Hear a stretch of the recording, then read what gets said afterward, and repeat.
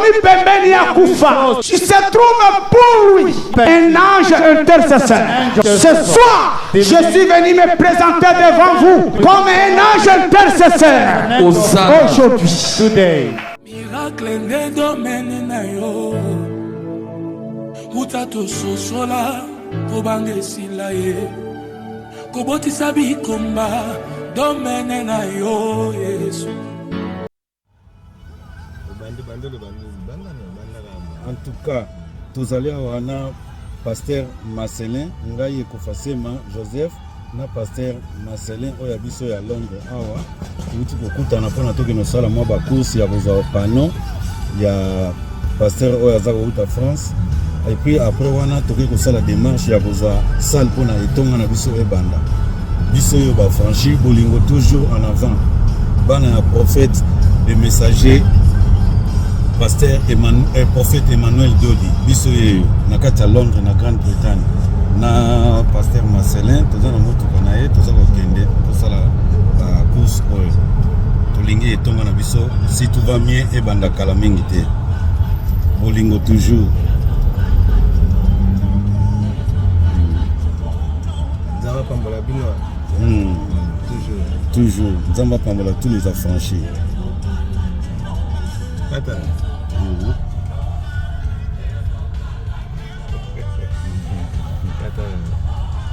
Ça n'a biqué 100%. Mon histoire n'a biqué 100%. Na milliers na outil, bat boya touché prophète, n'a pas touché. Donc, n'a pas biqué 100%. Mais biqué 100% ça quand Nzambe. Bâtiment, basida, bani. Donc, na douté que moi mon cœur biqué sonné tout à mon qui poto que l'église est dans la moi passe. Mais écoute douté moi mon cœur qu'elle insiste qui. En 2021, tout dans le prophète Emmanuel Dodi. Dans Basso et Salaki 2020-2021, vraiment bah mieux belé. Et ça vraiment bah une année quelque. Mais na tamboula bah hôpital, bah église partout et simba été. Mais tant bah on ne manque pas prophète Emmanuel Dodi. Na fait moi dans la nouvelle ligne les a fait il y a 100 ans. Bah ça étonné moi quand on peut voir ça. Sauf que oh bien on fait une nouvelle ligne prophète Emmanuel Dodi. Ah na imaginons ils en Isaïe, la Bible en Isaïe, ils a fait que la yé mo Nzambe. Attention sur qui tende ba ibango ba bord Nzambe na puta na prophète Emmanuel Dodi na biki na mbasu na kangami na église na bina la Nzambe makasi koleka kunde na ndobine na mokili parce que Nzambe za meilleur parce que so pusa pembe na ye autika na nyongo te ba mbatemo ki ba autika na nyongo donc na bika na za na posa ba frère na ngande bazabo ba ka répéter église chaque dimanche ça toujours ça la musala non na mokili mais ya ka répéter chaque dimanche ya ka ko bettre so guidar wana parce que ba binyo so mita na lola na banzaki la vie ezalaki nzela koleka ezanga mikakatano na nzela na koleka direct zoka Nzambe atinda biso na mokili atia ba étage na ba piège na mokili po atala niveau akondima moto prophète Emmanuel Dodi ayeli biso liloba e Sandra Linae olobini nie kokomi affranchi na komo sambela en tout cas na ekina molimo moko ba être na ba géant na ba ange déché na fina prophète nanga misu ça fait 4 ans. Développer dans les seigneurs et dans ma mais le bateau qui va ça danser zaka nzambe mtasala nyoso bobi mabine utala lola donc o nyoso tozo ça les a nzambe zaka ke na comme ndo obine na onsko pas nzambe bat bomo na mo étrange mabina nyoso utana lola na carrière nanga o na sali na tamuke o na bineli mokili le reste etika ifona bine na nzambe o nzambe atikala na nyonga mutute nzambe nda futaka bata mokiba ko tika na nyongo na mais Nzambe soko bineli o saleli nini a tika na nyongo na te donc nakutana na prophète Emmanuel Dodi na nouvelle ligne tente na mema ngai aboke la nzaka nouvelle ligne donc mbaso sali ba cœur ba mo ebele ba no ba année na ya kaka dimanche aboke la ngamai na lekolo na mela mardi na yamba se kauka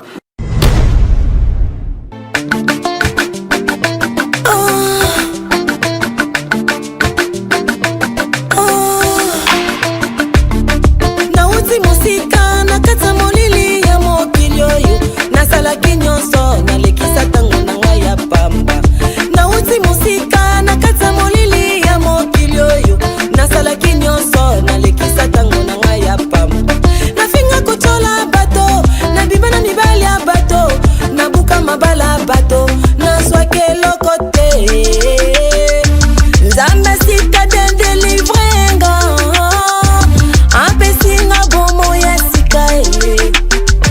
Nzambe ya prophète doja délivrenga apesinga bomo ya sikae lelo nakomi affranchi vie na ngai affranchi edendeli na ngai affranchi esekeli na ngai affranchi elateli na ngai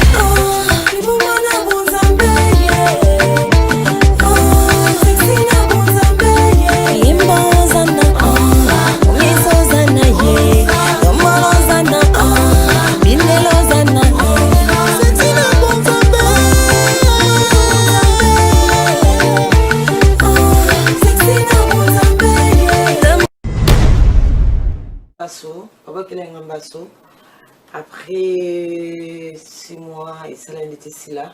Après 2021, bah au bas que la Mbasso, oui, ça qui a serpent, et bande comme atangati, na mutema. Bon, il n'y a pas que la ngati. Mais frère Ken Piana, ou ya journaliste Ken Piana internet, ndé qui kulukanga, a singa qui l'église et pas prophète Emmanuel Dodge, en tout cas spécialiste, et bah Mbasso, bah cancer, bah tumeur, bah sida, bah ni. Donc, on a douté que moi, je suis captionné tout à mon qui pour que l'église est dans la moi passe.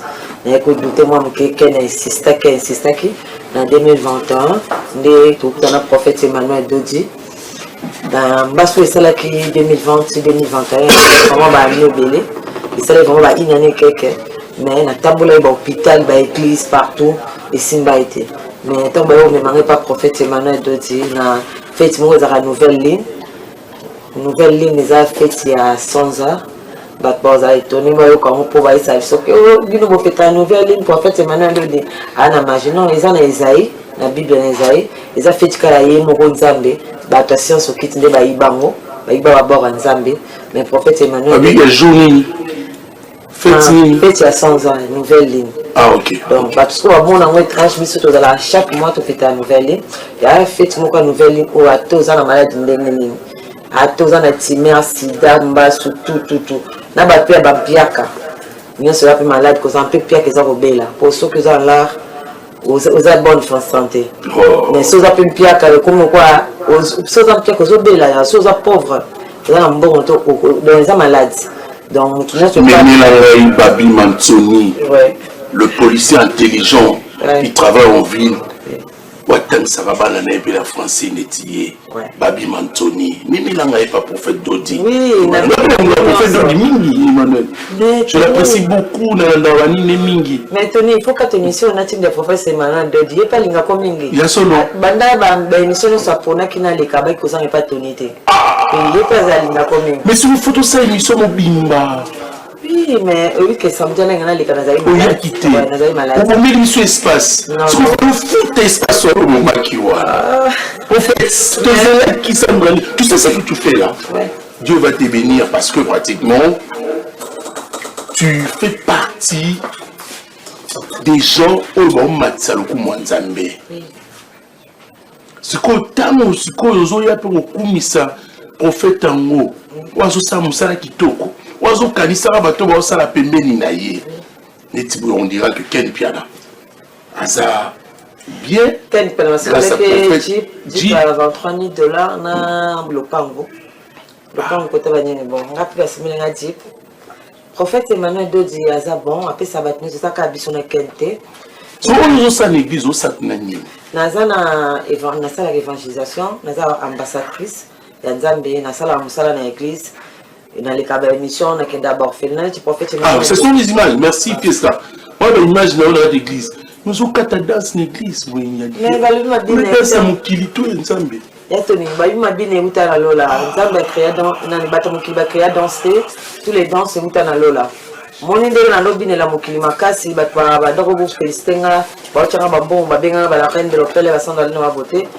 On appelle l'hôtel nous mettons. Oui, développer dans les seigneurs, et bêta ma mais le bateau qui va ça danser, ça quand même ta sala n'est mobile ma bine uta la lola.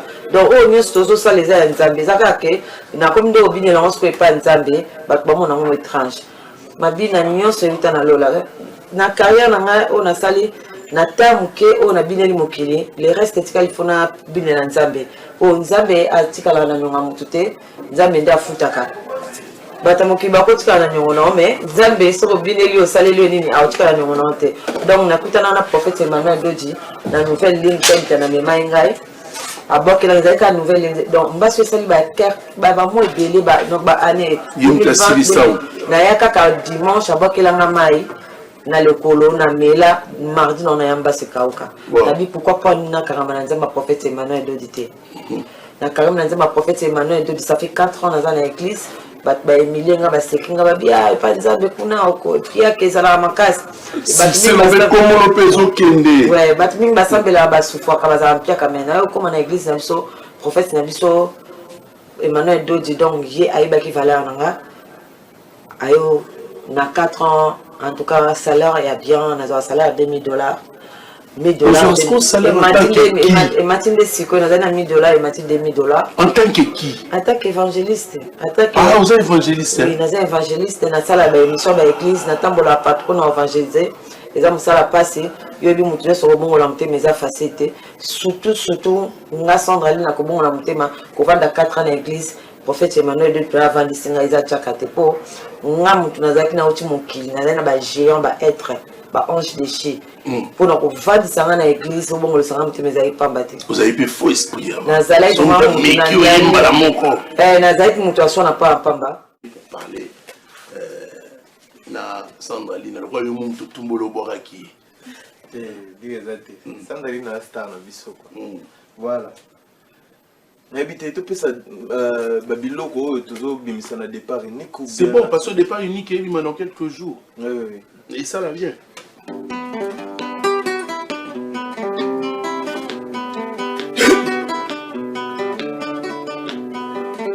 na divorce leta kabola kabozwi na kusenga kabola pasi ya bolingo kende na bana yo chéri na ngai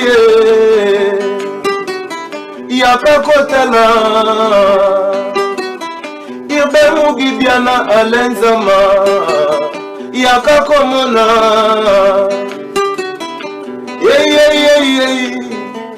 Patrick Munyomo honorable leta kabola kabozwi senga kabola pasi ya bolingo kende na bana yo chéri na ngai yaka kotala irbe mubibiana alenzama yaka komona olala nado participer pour signaler que nzembo eza ya honorable Patrick Munyomo titre na moza pièce rare yom to yimbiang tingate masalika vocal okana na yango phénomène à yimbi mama boya boya kakotalawa génération de sobo ya komona moto alelisi ngai yo chéri moto azokisi motema nanga Patrick Munyomo ndoki afinanga eza chéri boya boya kotala moto alelisa ngai yo chéri bolingo ekimisanga ndako bebe bomengwa vinanga Patrick boya boya kotala moto abebisanga yo chéri bolingo ekimisanga ndako bebe bomengwa vinanga Patrick mama boya boya kakotala génération de sobo ya komona moto abebisanga yo chéri Patrick Munyomo honorable ngai na koyemba Rodriguez Mokesi l'ancien de la ville maître Pide Makaya le gris ya Makaya joyeux anniversaire anga na yembaka Brolie fiesta ngudo tapichu musungu na koyemba ambassadeur de la paix le roi de la forêt ranson Yama Sylvie Mampata mama na manager Gladi ngai CG katakata na yambina na nzembo ya Tony Koko kuntwala na yabola na pasi na yabola koyemba pona sumaka libota na ngai bolingo nini oyo bolingo nini oyo bolingo nini oyo bolingo nini oyo bolingo nini oyo bolingo nini oyo nazalaka na kotolo na kati ya motema na yo napesaka solution ntango ozalaki na minioko okoni lelo oyo wangani ngai ye awa bolingo nini oyo maître Tishike Fataki l'avocat de Jésus nalela bobi wei salon Black Star London yaya Riki Palambei na Lubumbashi na leli porogelo abola ye. Mais pourquoi tu es trop mélancolique quand tu chantes? Quel est le problème aux Aranangwa et des Manjaka? Je vais peut-être finir un peu avec toi, parce que là, nous avançons déjà vers la fin. Et là, aux Aranangwa et Pesaro tout au Mawa, quand tu t'exprimes, c'est toujours la douleur qui sort en toi. C'est comme si tu as quelque chose dans la vie des Ranjayo, Makassi et Pertuba Vinayo, et cette chose ne restera pas éternellement en toi. Pourquoi tu nous ramènes une vue triste comme ça à la télévision? Non, je ne sais pas, peut-être c'est ma particularité, mais éviter, peut-être il y a une chose où ils allaient peut-être... Moi, c'est un beau yayo, des Ranjayo. En soi, ce qu'on a bien à Lukana, peut-être rien à peut-être rien à subconscient dans le monde aïe baraté ce qu'on a de peut-être mais na boisson on a bien ses souvenirs exact calme.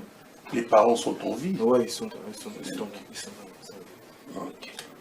On va te garder parce que nous avançons vers la fin de cette émission également. Nous devons parler avec Sandra Lina aussi et revenir à toi. On reste avec ces images. Oui, ça va tout bien, on va parler. Hein? Sandra Lina. Naïba hier. Star na biso na danse. Nga mungu na fanatique na yope. Merci. Et ce que tu as fait hier, c'était aussi bien. Nous sommes sur le bien. Dans mon émission, même chez mon ex-mé confrère, grand frère, Tonton Chitenge, j'avais aimé. Tu as fait deux choses bien dans le monde à nos araki. Au comipé, dans le monde où il y a toujours sépelisanga les sous-goléga liboso. Amen, merci. Dis-moi seulement, comment tu sais qu'il y a un prophète? On dit que 80%, on dit que 100%. Mon histoire dit que 100%, na milliers na outi, bah a touché prophète, n'a pas touché. Donc, na ko bika 100%, tu m'as dit que 100% ça quand Nzambe. Na bombi 20. Alors tu n'es pas sainte. Ouais, oui, na bombi. Je veux demander deux choses, maman Sandra. Na c'est vrai début l'euro salé. Lelo pena. Première chose. Ngaza mo va verser biblique dans la kangé changer até, ba savoir até, ba até. Ouais. Na ko beto Jean 15:5. Ça moi vous ne pouvez rien faire. Matthieu 7:7. Na koya Jean 3:16. Na on va verser mo ga la kanga. Sinon yo lelo ba verser bima na komanza. Deuxième chose. Mumi mo akotia ya kitoko na moni ya ka pembe mo si kitoko. Tatouage partout, parce que moi, c'est un démon. Aïe, à côté, parce que émission face là. On va dire le bon monsieur ou bien ça et limo pété, on va bon hôtel. Yes, quoi, on taquenga pété. Comme on a c'est une ange, elle s'appelle aussi ange. Bah c'est là qui lolo. Bah qui s'appelle sous Aka Poutine. Ah ange. Bétail. Raconte ça. Ange Kilolo. Kilolo. Ange Kilolo, je te salue, tu es belle, ma chérie. Mais qui te connaît à l'ensemble, bon, ça va? Ah, ça c'est important. Et qui te connaît sur l'ensemble, ça m'a foutu. T'es habillé non? Yangoana. Donc. Pour te ndoka bon. Bon, na foutu na prophète Emmanuel Dodji, na biki na mbasu, na kangami na église. Nabina la Nzambe makasi koleka kunde na ndobine na mokili parce que Nzambe za meilleur parce que so pusa pembe na ye autika na nyongo te ba mbato mokili autika na nyongo donc na bika na za na posa ba frère na ngande baza boye ba ka répéter église chaque dimanche ça toujours ça la musala non na mokili mais ya ka répéter chaque dimanche ya ka ko bettre so guidar wana parce que ba binyo so mita na lola nyo so mita na lola so bata mokili to ça lo tenu so mita na lola donc surtout évangélisation na ngeza pona mingi ba Vatican na monde na monde na yo zalaki on na zalaki atoza na monde yana yakaka ko sambela Nzamba za très important au sambela prophète Emmanuel Dodji na 2 jours après Mbambasu nanga esila na vandaki na komi a franchi na komo sambela en tout cas na ekina molimo moko ya ba être na ba géant na ba ange déché na fina prophète nanga misu ça fait 4 ans. Dorothée Manapso. Ouais, na fina prophète nanga misu ça fait 4 ans. C'est moi ma journaliste n'a posé Sandali la question. Allez-y. Voilà si ça vaut 4 ans la question. Na final prophète Sanga mis ça fait 4 ans, prophète Sanga refusa. Là comme on a 15 ans, ça Nzambe ya solo. Au final elle dit solingé. Oui, pour natambola na ange de Shiba, il pas tout ba Eh bon ba ange au bazate, ka ba ange kilo bazali. Donc il boit comment en tout cas na comme on a que prophète Sanga aza père spirituel nanga ya solo. Les nasinga qui ba franchi bolimbisi en tout cas na kuma mwana po ba twazolo ba ke asombele mutuka apesa ke sali aza mwasi na ye non na mo sa prophète nanga ouais na za mo sa prophète nanga te na za mwana na ye boye ba ke nga mona tanta ya ta 4 ans au final mi so boya aza pina homme spirituel il y a vrai. Ça cas, je confirme. Église na opesa une adresse on est pour se retrouver à l'église de Mambiso et à la 6e rue résidentielle avenue Révolution numéro 817 beaucoup de prophète Emmanuel Dodi en plus na sino que mpiaka est malade donc ceux qui vivent en mpiaka aux pauvres c'est que aux bela ceux qui limba si sont malades wana yaka et pas prophète Emmanuel Dodi ya toni merci. Merci Sandra Lina. C'est pas la première fois, la dernière fois. Maman Sophia, Tiba, maman Emema, maman Nicole Feza, les prophètes Emmanuel de Demo Foukoula, tout, et bah franchement, sur le monde, il y a pessimisme, mais dans la émission, non, et sa prophète, dans les questions émission, on a comme bimba vraiment. Ouais. Non, tu peux aller à la mais on a foutu, on va les canaux continent. C'est accordé. On sommes à la fin, les derniers mots également. C'est la fin. Le prophète Emmanuel Dodi. Quelle église dimanche. Lobby. Ce qu'on a des démons, on a des gars, c'est la fin de cette émission. Tout ce qu'après nous, c'est le journal. Héros, merci. On n'a pas le temps de vous donner. On respecte le canevas, le programme de la chaîne. Allez-y, chantez, mais mon Nzambe, ça bien. Vous allez Namakasi nangaite. Non, ça laisse. Maman Yindoule.